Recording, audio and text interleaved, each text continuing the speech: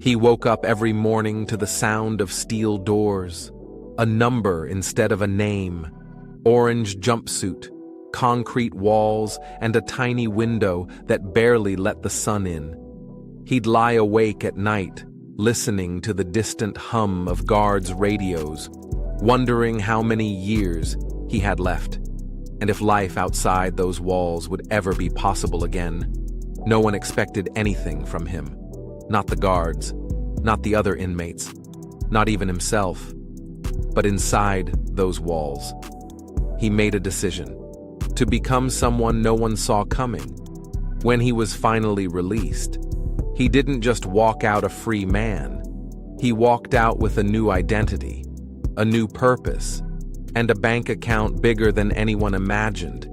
His secret? He learned a code from a library book and built a future line by line.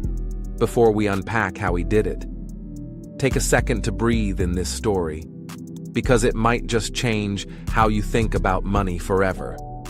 This is Wealth by Noah, where the quiet become kings and the underestimated become unforgettable. If stories like this speak to you, hit subscribe and stay until the end, because the best part is always the lesson.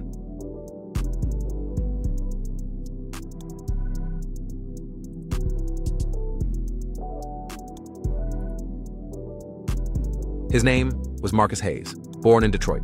Grew up with more struggle than safety, wrong friends, wrong decisions. By 23, he was behind bars for the third time. Days blurred together. The calendar on the wall became a reminder of how much time was slipping away.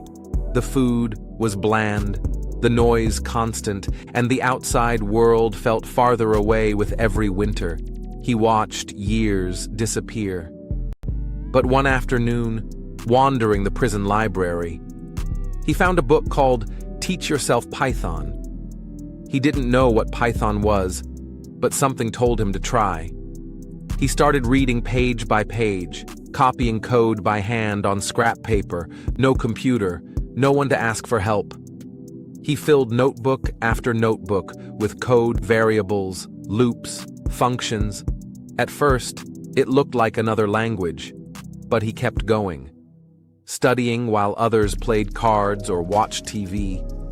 Some nights, he'd spend hours on one problem, chewing the end of his pen, rewriting the same line until it finally worked. Sometimes, he'd sit for hours, stuck on one line, until the logic finally clicked. Word spread. Some inmates laughed, but a few started to watch. A guard noticed, brought him more books. He started learning JavaScript, HTML, how the internet worked. He became obsessed, spent every free minute at a desk in the corner, explaining ideas, helping others, fixing mistakes. He wrote code for imaginary websites, planned apps he'd never see, and every day he felt a new sense of control, a sense of power he'd never known on the street. Every notebook became a blueprint for a life he refused to give up on. He'd fall asleep, dreaming of code, and wake up, ready to try again. By the time he was released at 30, he walked out with a stack of filled notebooks. No degree, no contacts, no job offers. But he had skills. He took a minimum wage job, washing dishes, and every night he went to the public library, used their computers, built projects, sent hundreds of emails to tech companies. No one called back, but he kept learning, built a website for a friend's cousin, fixed a bug for a local business. Finally, someone paid him $200, and he realized he could build something for himself. He started freelancing, doing any coding job he could find, from data entry to simple web pages. Slowly, his clients grew. His skills sharpened. His income rose. He rented a small apartment, put a desk by the window, and taped old programming quotes to the wall for motivation.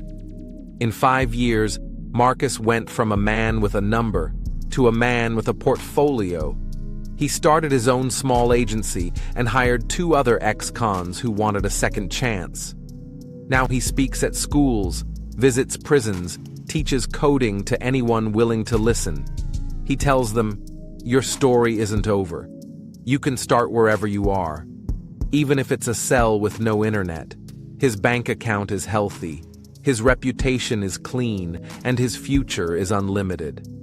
Sometimes at night, he walks to his window, looks at the lights of the city, and thinks about all the lines of code he wrote by hand, and how every one was a step toward freedom.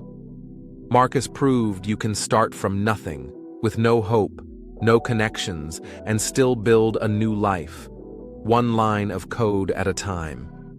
If this story moved you, share it with someone who thinks their past defines their future, and subscribe for more stories of quiet power and hidden greatness. Because sometimes, the people with the darkest beginnings build the brightest new worlds. And sometimes the most valuable skill you'll ever learn is believing that change is still possible.